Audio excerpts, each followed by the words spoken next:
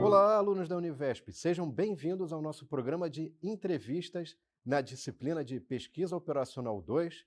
Meu nome é Aníbal Tavares de Azevedo e hoje nós trouxemos um convidado, o senhor Marcos. Ele vai falar bastante sobre a experiência dele em consultoria e vai ser algo bastante enriquecedor. Então, gostaria primeiramente de agradecer ao senhor Marcos. Muito obrigado por ter aceito o convite, por compartilhar a sua experiência conosco. E aí, eu gostaria de fazer uma breve introdução do senhor Marcos, que ele é formado em Engenharia Mecânica de Produção e também trabalhou um tempo na indústria e depois fundou uma consultoria muito bem-sucedida com centenas de projetos ali para várias organizações, empresas, e ele vai contar um pouquinho dessa história para a gente. Por favor, senhor Marcos, pode começar a contar um pouquinho da sua história, da sua formação. Bom, Nil, primeiramente agradeço o convite, é uma honra estar aqui. Eu fui aluno, né, do professor Aníbal aqui, um profissional aí fora da curva que vê o carinho que ele tem com os alunos, então é uma honra atender o pedido e estar aqui na Univesp para falar aqui um pouco da história do Grupo Engenho, dos projetos executados e trazer alguns exemplos aqui de projetos reais, né, com aplicação de pesquisa operacional, de aplicação, né, do que a gente vê, né, em sala de aula, como é que é a aplicação prática no mercado. Legal. E se você puder comentar um pouco com os alunos, como é que foi a sua trajetória? Você se formou e aí depois começou a trabalhar? Como é que foi esse início de carreira? Legal, eu sou formado, né, como o Nívor comentou, em engenharia de produção mecânica pela Federal Itajubá. Comecei minha carreira na parte de qualidade numa empresa chamada Arvin Meritor. Depois fui para a Toyota, fiquei quase 2 anos na Toyota, tive uma experiência no Japão pela Toyota. Depois eu fui para a Eaton, que é uma grande sistemista, né, do mercado automotivo. Lá só trabalhava com projetos de melhoria de fábrica. Lá fiz o Green Belt, Black Belt, o MBA em gerenciamento de projetos. Então lá eu migrei um pouquinho também para a área de projetos, mas sempre com foco em melhoria de processos, sejam administrativos, logísticos ou fabris.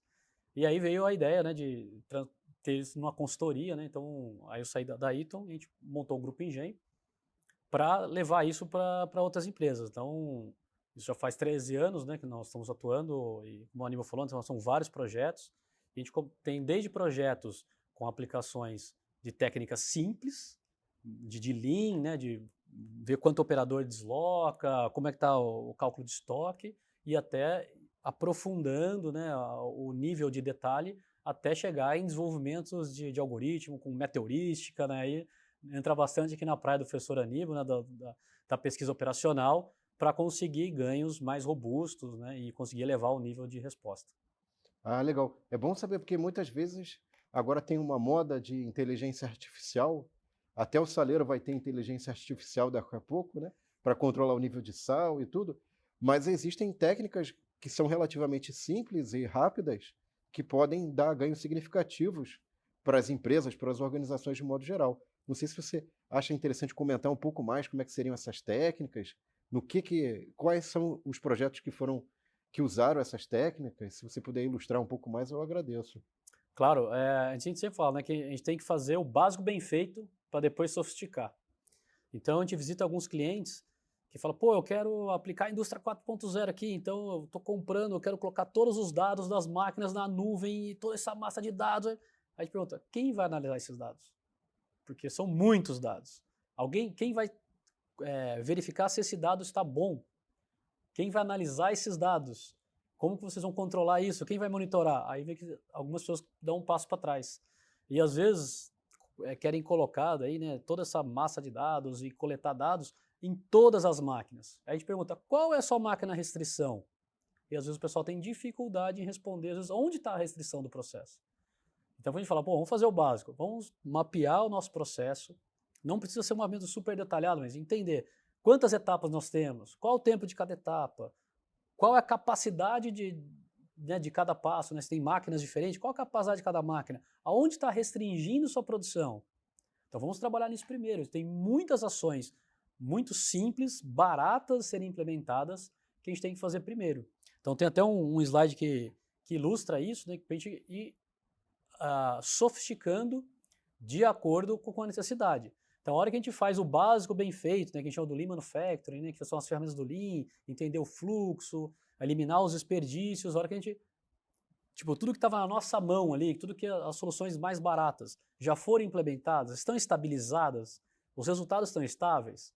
Estão. Agora a gente pode dar um passo à frente. Aí sim, a gente pode pensar em colocar uma automação, colocar um robô colaborativo, entrar com técnicas de indústria 4.0, ter algoritmos ali auxiliando em decisões, e agora, né, que o assunto do momento, a gente está aliando, né, essa parte de indústria 4.0 junto com a parte de inteligência artificial.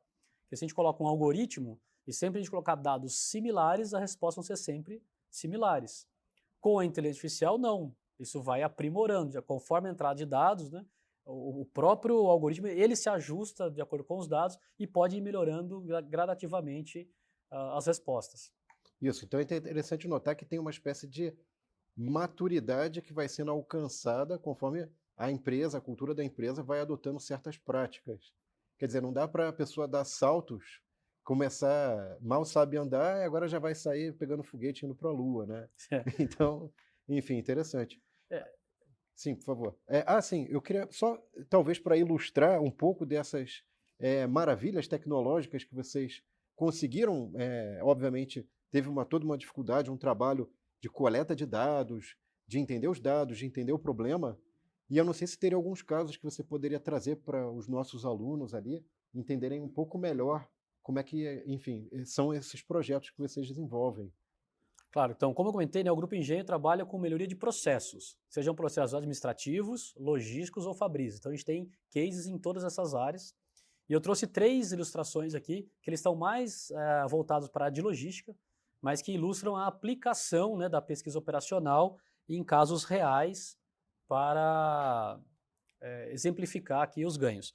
O primeiro, eu trouxe aqui, eu trouxe até em macroetapas, né, que eu não vou entrar em detalhes aqui, né, porque aí já a matéria já entra nos detalhes, as macroetapas para a gente fazer um projeto de melhoria. Então, o primeiro é definir qual é o seu objetivo. Então, deixar muito bem claro.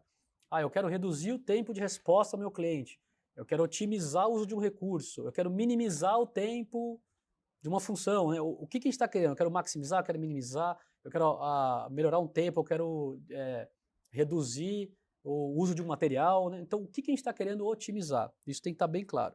Depois, estudar o processo. Então, até nas outras entrevistas já comentaram, né? Vamos estudar o processo. Não adianta a gente querer desenvolver um algoritmo, estudar uma solução já sofisticada, se o detalhe é desconhecido. Então, a gente precisa visitar o processo, precisa conhecer o processo e envolver as pessoas que atuam naquele processo para, de fato, entender. E aí a gente faz um mergulho nos dados, né? Vamos olhar os dados. Até eu gosto muito de uma frase do Deming, né? Que ele falava, né? Uma pessoa sem dados você, né, sem dados é mais uma pessoa com uma opinião. Então ele falou, não, com fatos e dados, né, não há argumentos. Então, se a gente tem os dados levantados, a gente consegue construir uma história e provar a solução. Depois dos dados, entender as regras de negócio. Porque a gente tem, às vezes, uma situação que tem um combinado da empresa com o cliente, tem normas internas, tem legislações. Então, a gente não pode olhar só a parte operacional, tem que ver todo o entorno do ambiente de negócio que está inserido e quais as regras de negócio que nós precisamos desenvolver. E aí sim, a gente desenvolveu o fluxograma do algoritmo. Então, o que ele vai checar primeiro, quais as análises combinatórias que vai fazer primeiro, né, quais as checagens, e depois chegar na solução. Aqui, mostrando, né, daí um exemplo real, foi aplicado num centro de distribuição para usar, né, uma empilhadeira com uma certa modificação para montagem de pallets. E para ela conseguir fazer isso, ela precisava ter um algoritmo que ajudasse a sequenciar, a primeiro é definir quais pallets estavam elegíveis naquele dia a serem manipulados, porque não serão, que é uma enormidade de SKUs, então não são todos que têm volume suficiente que faça sentido ser manipulados pelo equipamento. Então, o primeiro algoritmo ele define quais itens que vão para a área, né, para ser manipulados pelo equipamento. Depois, qual a melhor sequência, qual a ordem de pallets que vão ser montados. Porque a ordem modificava muito o resultado. Então, começava a fazer análises combinatórias para dar esse melhor resultado. E isso foi implementado em 9 centros de distribuição diferentes, com resultado, né? Conseguiu 18% de aumento de produtividade. Quando a gente fala em 18%, 20%, quer dizer, é uma enormidade em tempos de ganho. E na montagem dos pallets, dado aquele volume, o tempo que ele terminava de montar todos os pallets naquele dia, caiu em 40% no tempo. Então mostra o poder aqui, né? Que eu consigo entregar o mesmo volume de trabalho mais rápido e de uma maneira mais eficiente. Um outro exemplo, trouxe para vocês agora em outro ambiente, mas na parte de navios. Então aqui num primeiro slide mostra aqui a complexidade quando a gente fala, né, de navios. Esse é um trabalho que o professor Aníbal também acompanha alguns orientados dele, né, nesse tema, que é bem interessante. Então a gente fez tem um cliente que está baseado em Santos e nós desenvolvemos um algoritmo para fazer sequenciamento de navios. Então eles tinham por volta de 5 pessoas que gastavam ali por volta de 5 horas diariamente montando qual o melhor sequenciamento de navios. Porque tem navio chegando a toda hora, e aí tem navio que chega um pouco mais atrasado, mas às vezes você tem um contrato com aquele navio que se ele atrasar tem multa, e aí, mas aquele navio que às vezes está o primeiro, ele não tem um prático que pode acessá-lo. Então, ou seja, a quantidade de variáveis é enorme. Por isso que demorava 5 horas de discussões, e isso é dinâmico. Então, se começa a demorar a sequência de navios, aquele navio que ia entrar, agora a maré mudou, ele já não pode mais entrar porque ele não consegue fazer a manobra. Então, a gente entendeu o processo, né, foi lá em loco, viu como que era o processo, entendemos as variáveis, montamos o algoritmo e agora, né, a empresa consegue em 40 segundos, na hora que ele aperta o botão, ele já coleta as informações e em 40 segundos ele dá a melhor sequência de navios. Ah, mudou alguma coisa? Ele clica de novo, 40 segundos, já tem a resposta do navio de novo. Então, assim, essa velocidade de resposta deu um ganho operacional para eles e uma velocidade de reação, né, quando tem essas novidades, muito grande. E aí o último aqui também, dos exemplos que trouxe aqui hoje, também é em centro de distribuição. Esse aqui, a gente costuma dizer, né, que esse aqui é a indústria 4.0 na veia, aqui, né, que a gente fala que é robô dando ordem nas pessoas. Então aqui as pessoas que trabalham no centro de distribuição têm um celular preso no antebraço e todas as tarefas que eles recebem ao longo do dia chegam pelo celular. E as empilhadeiras, né, o empilhadeirista, tem um tablet e ele recebe também todas as tarefas por tablet. Então todas as tarefas executadas no centro de distribuição, todas são processadas por um algoritmo e distribuídas para os recursos que estão online, né, que estão ativos, o que cada um tem que fazer. Então, por exemplo, tem uma pessoa no centro de distribuição do outro lado. O algoritmo fala, não, pela localização dessa pessoa não vale a pena alocar uma tarefa para ela agora. Deixa ela esperando lá por enquanto, que possivelmente vai chegar uma tarefa para ela naquele local e aí a gente vai alocar essa pessoa. E aí a gente coloca restrições também, nessa área não pode ter mais que 10 pessoas, naquela área não pode ter mais que 20 pessoas. E o algoritmo vai distribuindo as tarefas. E isso deu um aumento de produtividade de 20%. Na parte de operação. Isso tá sendo aplicado em mais de 30 centros de distribuição, com grande êxito.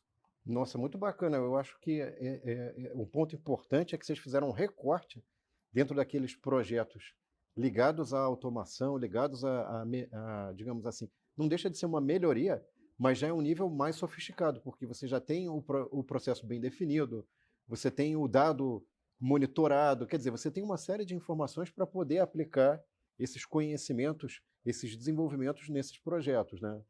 E aí, minha pergunta é a seguinte, que habilidades que você acha que são importantes para esses alunos que estão começando, o que eles têm que desenvolver para, de fato, conseguir aplicar esse conhecimento? Quer dizer, pensando lá na sua trajetória, lá quando você começou, que características e conceitos e habilidades foram importantes para você conseguir se aperfeiçoar e usar esse conhecimento, que obviamente não é só o conhecimento, tem outras habilidades importantes aí também no caminho.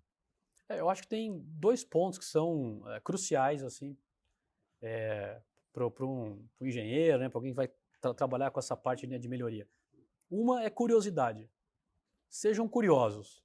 Vá atrás, pesquisa, não espere alguém pedir e falar, olha, estão falando aí de inteligência artificial, estuda. Não, nós temos que ter essa curiosidade e sempre buscando por conhecimento, né? Conhecimento é uma coisa que quando a gente tem, né, quando a gente estuda, ninguém vai tirar mais da gente, né? Então, mudei de empresa, tal, o conhecimento vai junto, né? Então, nunca é perdido, nenhum conhecimento é perdido.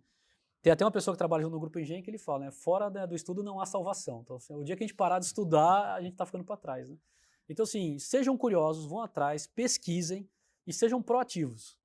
Então, às vezes está na empresa, tem um problema, fala, ninguém me perguntou como é que resolve aquele problema, eu vou ficar aqui na minha, fazendo a minha atividade. Então, pô, aquilo aí, eu vi lá na aula tal, que pode ter alguma coisa, deixa eu pesquisar aqui se tem uma pesquisa operacional, se eu posso buscar e trazer alguma coisa nova, se eu posso propor alguma coisa nova, aí procura o chefe, pode ser um coordenador, um supervisor, um gerente, fala, nossa, eu vi lá, né, na Univesp e tal, que, pô, tem posso fazer uma programação linear aqui, posso usar um software aqui, ou um software no Excel, uma coisa mais assim, que pode dar um resultado melhor do que a gente tem hoje. Pô, podemos tentar? Posso ir atrás dos dados? Posso tentar melhorar? Isso é muito bem visto nas empresas. Então, aqui a gente fala, o mundo é de quem corre atrás, né? Então, assim, não esperem ser demandados.